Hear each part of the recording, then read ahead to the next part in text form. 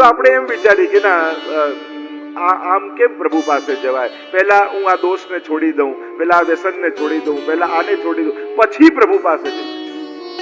એક વસ્તુ યાદ રાખો, પ્રભુ પાસે જવાનો મોકો મળે ને તો પોતાના પાપને યાદ કરીને અટકીને જતા. કારણ કે આ દુનિયામાં પાપમાંથી મુક્ત કોઈ કરી શકે તો એ ભગવાન જ છે. એટલે પાપ સહિત જશો ને. અપી ચેતુ દુરાચારો ભજતે મામ અનન્ય ભાગ સાધુરેવ સમંતવ્યો.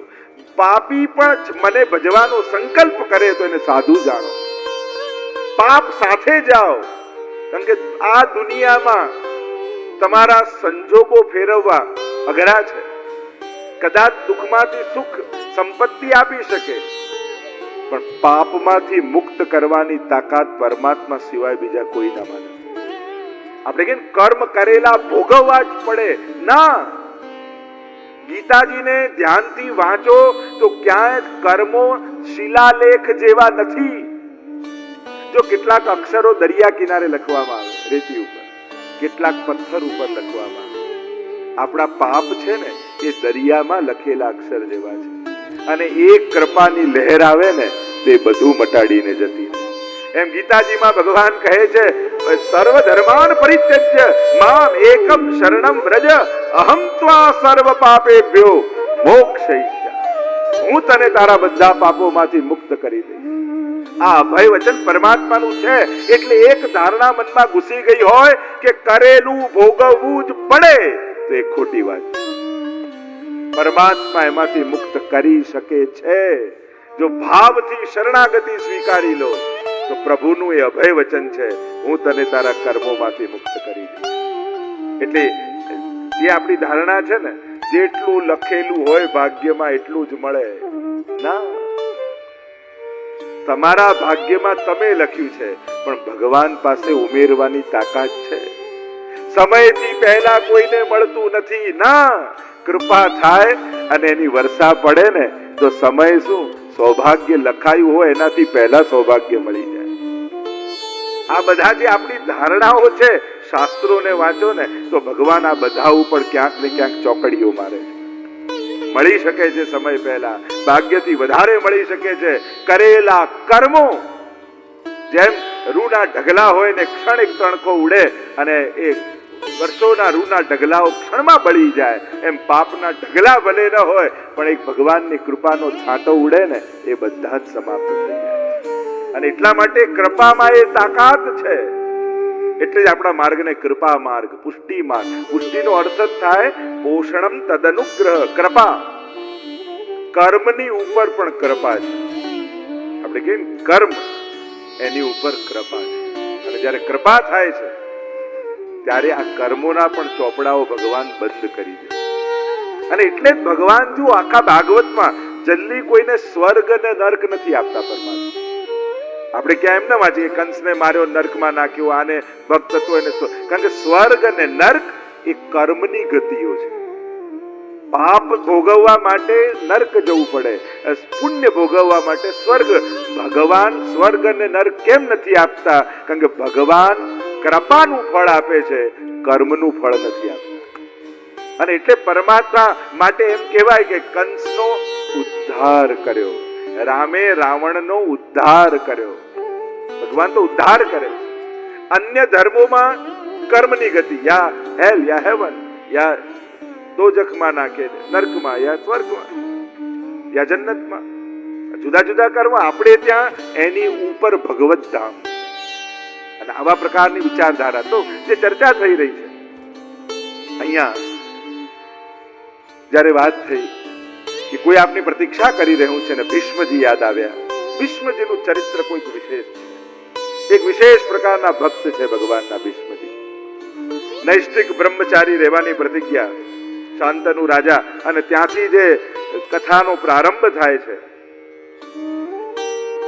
પરાશર મુનિ, વ્યાસજી, જે આખી પરંપરા છે, ધૃતરાષ્ટ્ર, પાંડુ આદિ પુત્રોની જે ચર્ચા, વિદુર, અને મહાભારતની ગૂંથણી તમે જુઓ આખી.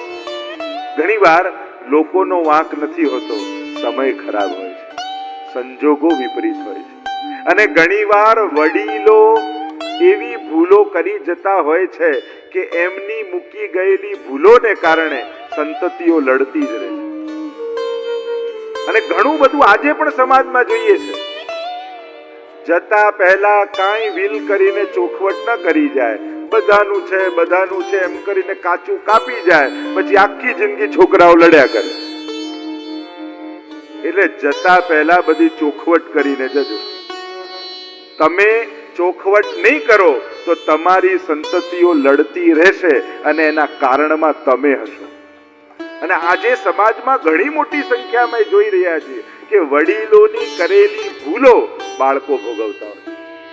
અને એ જ બધું મહેનતથી કમાયેલો પૈસો તમારો તમે ઈચ્છો છો કે કોર્ટ કચેરીમાં જાય, પછી કોઈ ભોગવી શકતા નથી અને બધું કોર્ટ કચેરીઓમાં જતું હોય છે.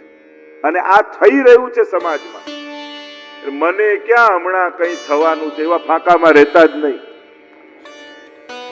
સ્પષ્ટતાથી જીવો, કારણ કે તમારું મૂકી ગયેલું કન્ફ્યુઝન આવતી પેઢી માટે બહુ ખતરનાક નીવડતું હોય છે. અને મોટા મોટા ઘરોમાં મેં જોયું છે કે આ એક ભૂલને કારણે એની સંતતિઓ એમાંથી બહાર જ નથી આવતી. અહીંયા મહાભારતના યુદ્ધમાં પણ જુઓ તો આ વડીલોની લાલસાઓ આપણને વિલન રૂપે દુર્યોધન લાગે, પણ સાચો વિલન ધૃતરાષ્ટ્ર છે. એની કામનાઓ જ ક્યાં કે દુર્યોધન દ્વારા પૂરી કરવા માંગે છે. ઘણાના છોકરાઓ બાપુજીના સપના પૂરા કરવામાં જ જિંદગી ખતમ કરી દે છે. મારું આ સપનું તું પૂરું કરે, પેલો બિચારો થાકી જાય, એના સપનાઓ જ સમાપ્ત થઈ જાય. તો આ એની કામનાઓ છે અને કામનાઓ પૂરી કરવા માટેના દીકરાને એ રીતે તૈયાર કર્યો છે. ઘણી બધી ચર્ચાઓ કરી શકાય મહાભારતમાં તો. અને અહીંયા ભીષ્મજી બાણ સૈયા ઉપર સૂતા છે. વિંધાઈ ગયું છે શરીર. અને આપણે આજે પણ જોઈએ ઘણીવાર હોસ્પિટલમાં, અને તમે જુઓ કેટલા બાટલા ચડતા હોય, કેટલા ઇન્જેક્શનો કલાકે લાગતા હોય. એમ જ લાગે ને આ બાણ સૈયા ઉપર સૂતા છે. એવું ન લાગે કે આ બાણ સૈયા જ છે એક પ્રકાર. ભીષ્મજી અદ્ભુત ભક્ત છે. આવા સંકટોમાં પણ જે સૌંદર્યને માણી લે પરમાત્માના, એ ભીષ્મ ભક્ત છે. વિચાર કરો, જ્યારે બાણ વિંધાયેલા હોય આખા શરીરમાં, કેવી અસહ્ય પીડા થતી હોય, અને એવા સમયે પરમાત્મા સામે આવીને ઉભા હોય. પાંડવોને લઈને પરમાત્મા પધાર્યા છે. શ્વેત ધોતી, ઉપરણા, શ્વેત દાઢી, શ્વેત કેશ, આખા જીવનનો અનુભવ લઈને સૂતા છે. નેત્રો બંધ છે. આવીને કહ્યું, ભગવાન પધારે.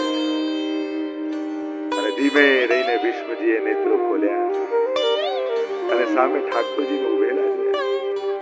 અને બંને નેત્રોના ખૂણામાંથી દડ દડ દડ દડ દડ દડ અશ્રુપાત થવા લાગ્યા. પ્રભુને સામે જોઈ 11 શ્લોકમાં સ્તુતિ ભીષ્મજી કરે. વિશ્વાસ હતો આપ આપનું વચન નિભાવશો, અને એટલા આપના માટે મેં એક ભેટ બચાવીને રાખી. બાણસૈયા પર કઈ ભેટ? ભીષ્મજી બોલ્યા, ઇતિ મતિરુ, આ મારી મતિ, મારી બુદ્ધિ આપને ભેટ ધરવા માટે બચાવીને રાખી છે. આજ સુધી આ બુદ્ધિ આપના સિવાય બીજે ક્યાંય લગાવી નથી. હું અંત સમયમાં આપને ધરીશ. અરે દાદા, ખોટું ના બોલો. બુદ્ધિ મારામાં હોત તો પાંડવ પક્ષે હોત, કૌરવ પક્ષે ના ઉભા હોત. અરે આપનામાં હતી એટલે તો સામે રહ્યો. કારણ કે પાંડવ પક્ષે હોત તો વળીને આપને જોઈ ન શકાત. સામે પક્ષે એટલે રહ્યો કે સીધા આપના દર્શન થતા રહે. મારી બુદ્ધિ તો આપનામાં જ લાગેલી છે. આપે તો કહ્યું ગીતાજીમાં, મય્યેવ મન આધત્સ્વ મયી બુદ્ધિમ નિવેશય. મન અને બુદ્ધિ લગાડવાની કોઈ જગ્યા હોય ને તો એ પરમાત્મા છે. પ્રભુની સુંદરતાનું ગાન કરી રહ્યા છે વિષ્ણુ. વિચાર કરો, આવી બાણ સૈયામાં અમારા વૈષ્ણવ જેવા, આ વૈષ્ણવ આટલા દૂરથી નાથદ્વારા જાય, ત્યાં આટલા કલાક લાઈનમાં ઉભા રહે, અને હજી તો સામે આવ્યા ન આવ્યા, ચલો આગે બઢો આગે બઢો આગે બઢો. હમણાં 1 મિનિટમાં દર્શન કર્યા ન કર્યા ને આગળ ગયા, ફરિયાદ ન હોય, શું હોય? કેવા સુંદર શ્રીનાથજીના દર્શન થયા. બહાર આવીને કે, અરે એવા લાલ પાક ધરી હતી ને લાલ વસ્ત્રો હતા, આનંદ આવી ગયો. આટલા ધક્કાઓની વચ્ચે પણ જે સુંદરતાને માણી શકે ને, એ જ સાચો મહાપ્રભુજીનો સેવક. ફરિયાદ લઈને બહાર નથી આવતો, ફરી ફરીને યાદ લઈને બહાર આવે છે કે મારા શ્રીજીનો કેવો દર્શનની ઝાંખી મને થઈ. આટલા સંકટોની વચ્ચે ભીષ્મજી આપનાથી હજી કોઈ સુંદર નથી. તમે દુનિયાના ગમે તેટલા સુંદર વ્યક્તિનો ફોટો લાવો, કલાક, અડધો કલાક, 1.5 કલાક, 2 કલાક, 3 કલાક ખસેડો, આખો થાકી જશે ને. નાનપણથી શ્રીજીની ઝાંખી કરતા આવ્યા, પણ હજી હવેલીમાં ઉભા હોય ને અને ટેરો આવતો હોય તો હજી 5 મિનિટ ખુલ્લું રહે તો સારું. જેની સીમા ન હોય, અસીમિત સુંદરતા હોય, એ જ અલૌકિકતા છે. લૌકિકતાની તૃપ્તિ હોય છે, લૌકિકતાનો ઓડકાર હોય છે, લૌકિકતામાં અરુચિ હોય છે, અલૌકિકતાના સૌંદર્ય હોય છે, અલૌકિકતામાં અસીમિતતા હોય છે, એની તૃપ્તિ ન હોય. આ જેની અલૌકિકતા છે. ત્રિભુવનમાં કમનીય આપ છો, પીતાંબરને ધારણ કર્યું છે અને આપ તમામ જેવા વૃક્ષ જેવા પરોપકારી છો. પ્રભુ, જ્યારે પથ્થર કોઈ વૃક્ષ ઉપર ફેંકીએ તો એ સામે પથ્થર નહીં પણ ફળ આપે છે, એમ અમે પણ આપને અનેક પથ્થરો ફેંક્યા, આપે તો કૃપાના ફળ જ હંમેશા આપ્યા.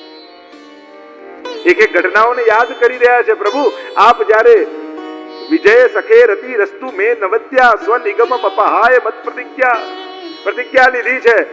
બાણ હું હથિયાર હાથમાં નહીં લઉં. ભીષ્મજીએ પ્રતિજ્ઞા લેવડાઈ, હું હથિયાર હાથમાં લેવડાઈશ. જો આ ભીષ્મજી 9મા દિવસે પડ્યા બાણશૈયા ઉપર, અને પછી ધૃતરાષ્ટ્રને ચિંતા થઈ કે હવે થશે શું, અને ત્યારે એણે સંજયને બોલાવ્યા અને કહ્યું કે ધર્મ ક્ષેત્રે કુરુક્ષેત્રે સમવેતતા. ગીતાજી છે લાઈવ ટેલિકાસ્ટ નથી, રિપીટ ટેલિકાસ્ટ છે. એ યુદ્ધ શરૂ થયું ત્યારથી સંજય સંભળાવતો નથી. એટલે ધૃતરાષ્ટ્રને પૂછવામાં આવ્યું કે તમને કોઈ દિવ્ય દ્રષ્ટિ આપું, તમારે યુદ્ધ જોવું છે કે મારે નથી જોવું? કારણ કે ભરોસો છે કે અમે જીતવાના છીએ. જે આવા દ્રોણાચાર્ય હોય, કૃપાચાર્ય હોય, ભીષ્મજી જેવા હોય, આટલા અમરત્વને પામેલા લોકો હોય, એને કોણ હરાવી શકવાનું છે? ઈચ્છા મૃત્યુનું વરદાન છે ભીષ્મજી. પણ ભીષ્મજી પડ્યા યુદ્ધમાં એટલે ધૃતરાષ્ટ્રને ચિંતા થઈ કે હવે થશે શું, આ લોકો ત્યાં કરે છે શું? બોલાયો સંજયને, દિવ્ય દ્રષ્ટિ મળી વ્યાસજી પાસે અને કહ્યું કે આ યુદ્ધની વચ્ચે આ શું કરી રહ્યા છે? અને પછી ગીતાજીનો પ્રારંભ થાય. અહીંયા કહ્યું કે જ્યારે યુદ્ધના સમયે આપ અર્જુનને જે ઉપદેશ આપી રહ્યા હતા અને જે પ્રતિજ્ઞા કરી છે, ને મારી પ્રતિજ્ઞા રાખવા માટે હરિરિવ હત્તુ બી અંતુ મિભમ ગતોત્તરીય, કે જ્યારે એક પછી એક બાણ ભીષ્મજી છોડે છે અને ઘણીવાર ભગવાનના કવચ વિંધાય, મુગટ પડી જાય, પરમાત્મા પાછો મુગટ પહેરીને રથની લગામ પકડી લે. ભીષ્મજીને થયું કે હવે બાણ ખોટી જગ્યાએ લાગે છે, હવે સાચી જગ્યાએ મારું. અને હવે તાક્યું અર્જુન તરફ, અને જ્યાં અર્જુન તરફ બાણ છોડ્યું અને ગાંડીવ હાથમાંથી છૂટ્યું, રથનું પૈડું તૂટ્યું, અર્જુન પડ્યો અને અર્જુનને પડેલો જોયો એટલે ભગવાનનો પિત્તો ગયો. તૂટેલા રથનું પૈડું આંગળીમાં લઈ સુદર્શનનું આહવાન કરી પરમાત્મા દોડ્યા છે ભીષ્મજીને મારવા. જેમ એક ગજરાજ, એક સિંહ હાથીને મારવા માટે દોડે, એમ ફલાંગો ભરતા ભરતા પરમાત્મા જ્યાં ભીષ્મજીને મારવા જાય, પરમાત્માનું ઉત્તરીય પડી ગયું. અને જ્યાં પીતાંબર પડી ગયું એટલે પ્રભુ રોકાઈ ગયા. અનેક અનેક અર્થો કર્યા. પૃથ્વી ડોલવા લાગી, કાપવા લાગી, ક્યાંક પ્રલય થઈ જશે. પરમાત્મા તો સત્યવ્રત છે, પોતાનું વચન છોડી દે તો હમણાં ને હમણાં પૃથ્વીનો લય થઈ જાય. અરે પરમાત્માએ પીતાંબર નાખીને પૃથ્વીને આશ્વાસન આપ્યું, ગભરાઈશ નહીં, આવું કાંઈ થવાનું નથી, હું ક્યાંય મારવાનો નથી. એક અર્થ એમ કર્યો કે ભીષ્મજીને મદ આવ્યો, જો ભગવાનને વચન તોડાવ્યું, પ્રભુને થયું કે હમણાં મારીશ તો અધોગતિ થશે. મારા ભક્તના મનમાં મદ છે, ભક્તની અધોગતિ હું ન થવા દઉં. મહાપ્રભુજી અર્થ કર્યો કે પ્રભુ કાળ બનીને ગ્રાસ કરવા ગયા. કાળ બ્રાહ્મણ છે અને ઉત્તરીય પહેર્યા વગર બ્રાહ્મણથી ભોજન ન થાય એટલે ન માર્યા. યાદ કરતા કરતા, સ્તુતિ કરતા કરતા એક એક ઘટનાઓને યાદ કરે છે ભીષ્મજી સ્તુતિ.